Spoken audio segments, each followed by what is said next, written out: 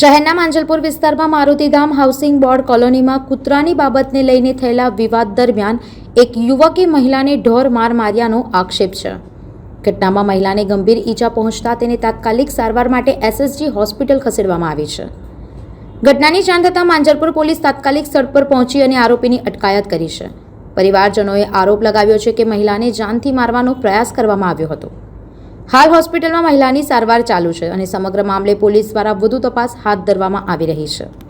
અમારા બે મકાન છોડીને એક દીપરાજસિંહ ચૌહાણ કરીને એક વ્યક્તિ રહે છે, જે રોજે એનો કૂતરો જે છે જે હડકાયેલો થઈ ગયું છે, જે બધા છોકરાઓને કહી છે અને અવારનવાર એ જ્યારે પણ ત્યાંથી લઈને જાય તો અમારા ઘરના આંગણે એ સંડાસને એવું બધું કરાવે છે, જેથી ગંદવાડો થાય છે અને ત્યાં નાના નાના બાળકો રમતા હોય છે.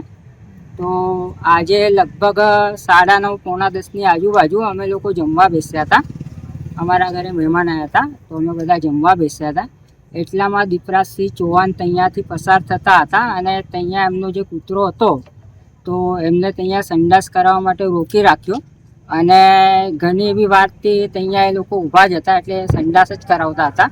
એટલે મારી વાઈફ ઘરથી બહાર જઈને એવું બોલી કે ભાઈ તમે અહીંયા ગંદવાડું શું કામ કરો છો, બોલે એવું હોય તો તમે બહાર મેદાનમાં લઈ જઈને કરો. તો જેથી પેલા ભાઈ અચાનક ઉશ્કેરાઈ ગયા અને તરત જ એમના ઘરે જઈને બેટ અને સ્ટમ્પ લઈને આવ્યા અને એમને જાનથી મારી નાખવાનો પ્રયત્ન કરેલ છે. તો એ તો સારું હતું કે માર્યા પછી અમુક જે લોકો હતા એમને છોડાયા, જેથી કરી એમનો જીવ બચી ગયો, નહીં તે ફૂલ પ્લાનિંગ જ કરીને આવ્યો હતો મારવાનું. સંવાદદાતા સાથે અભિપ્રાય ન્યૂઝ, વડોદરા.